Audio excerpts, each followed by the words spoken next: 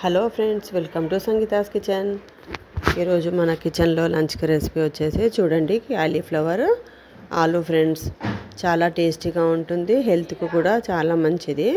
First అయితే మనము pan వేడెక్కిన తర్వాత అందులో 3 లేదా 4 టేబుల్ స్పూన్ ఆయిల్ హీట్ ఎక్కిన తర్వాత ఒక 2-3 ఆనియన్లు శుభ్రంగా కడుక్కొని కట్ చేసి ఆయిల్ హీట్ ఎక్కిన తర్వాత అందులో వేసుకొని మనం బాగా బ్రౌన్ కలర్ వచ్చే వరకు ఫ్రై చేసుకోవాలి.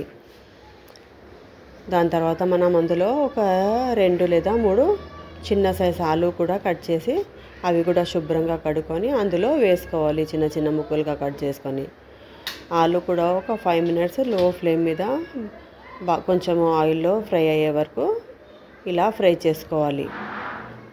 ఇంకా కాలీఫ్లవర్తో పాటు ఇంకా మనం సైడ్కు పప్పుచారు, ఈ సాంబారు ఏమైనా చేసుకుంటే చాలా బాగుంటుంది ఫ్రెండ్స్. ఎందుకంటే ఓన్లీ మనం కాలీఫ్లవర్ రోటీలో తింటే బాగుంటుంది, కానీ ఇంకా రైస్లో అంటే సైడ్కు ఏవైనా పప్పుచారులు, రసంలు ఉంటేనే బాగుంటాయి. తర్వాత నేను కాలీఫ్లవర్ని కట్ చేసుకొని చిన్న చిన్న ముక్కలుగా బాగా శుభ్రంగా కడుక్కొని అది కూడా నేను హాట్ వాటర్లో ఒక 5 మినిట్స్ బాయిల్ చేసుకుంటానండి. ఏమైనా పురుగులు అలాంటివి ఉంటాయని ఒక 5 మినిట్స్ హాట్ వాటర్లో బాగా ఉడికించుకున్న తర్వాత మనము అవి పక్కకు తీసేసి ఆలు ఫ్రై చేసుకున్నాం కదా అందులో వేసుకొని కలుపుకోవాలి. కలుపుకున్న తర్వాత మనం అందులో ఒక 1/2 టీ స్పూను పసుపు కూడా వేసుకోవాలి. ఎందుకంటే పసుపు వేసుకుంటే పచ్చి వాసన మొత్తం పోతుంది. ఇక్కడైతే నేను సైడ్కు చూడండి, పక్కన పొయ్యి మీద వేడి రైస్ కూడా వండుతున్నాను. ఇక్కడ 1/2 టీ స్పూన్ పసుపు వేసుకొని బాగా కలుపుకోవాలి. ఇంకా మీరైతే ఏమేమి కర్రీస్ చేస్తున్నారో, ఈరోజు లంచ్లో మీరేం కర్రీ చేస్తున్నారో కామెంట్లో అయితే కామెంట్ పెట్టండి తప్పకుండా ఫ్రెండ్స్. ఇంకా మా కర్రీస్ ఏవంటే మీకు ఇష్టమో మా ఛానల్లో మొత్తం సెర్చ్ చేసి చెప్పండి మాకు. చూడండి, రైస్ అయితే కుక్ అయిపోయింది. ఇంకా తర్వాత నేను రసం కూడా చేయాలనుకుంటున్నాను. ఎందుకంటే మా పిల్లలు ఇంకా ఓన్లీ కర్రీతో తినమంటే ఏడుస్తారు. ఇక్కడ కాలీఫ్లవర్లో నేను ఒక 1 టీ స్పూన్ సాల్ట్ కూడా వేస్తున్నాను. సాల్ట్ వేసి ఇంకా కలుపుకోవాలి. ఉప్పు తర్వాత వేస్తే ఇంకా ముక్కలకు పట్టదు, కొంచెం చప్పగా ఉంటుందండి కర్రీ, అందుకే ఫస్టే వేసుకోవాలి. తర్వాత ఒక 1/2 టీ స్పూన్ ఫ్రెష్ అల్లం వెల్లుల్లి పేస్ట్ కూడా వేసుకోవాలి. వేసి అన్నీ బాగా కలుపుకోవాలి. చూడండి, తర్వాత నేనైతే ఇంకా ఇది ఇంట్లో పట్టించిన కారం అండి, ప్యాకెట్ కారం కాదు.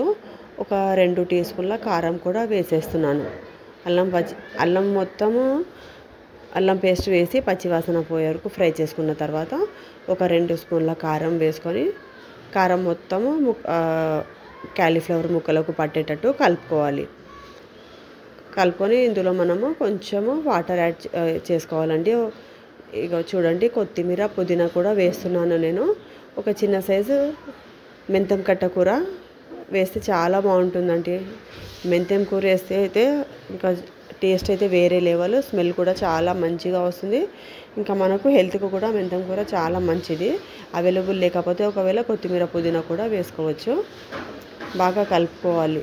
ఒక 5 మినిట్స్ అలా లో ఫ్లేమ్ మీద పెట్టి కలుపుకున్న తర్వాత ఒక 1/2 గ్లాస్ వాటర్ వేసుకొని మూత పెట్టేసి ఒక 5 మినిట్స్ అలాగే మనము మీడియం ఫ్లేమ్ మీద దమ్ముకు పెట్టేయాలి. ఎక్కువ వాటర్ వేసుకోవద్దండి, ఎందుకంటే మనం ఫస్టే కాలీఫ్లవర్ వాటర్లో ఉడికించుకున్నాం కదా. ఇదైతే మసాలా చూడండి, సబ్జీ మసాలా కూడా కొంచెం వేస్తున్నాను. మూత పెట్టేసి 5 మినిట్స్ తర్వాత చూడండి, tasty cauliflower curry fry ready అయిపోయింది.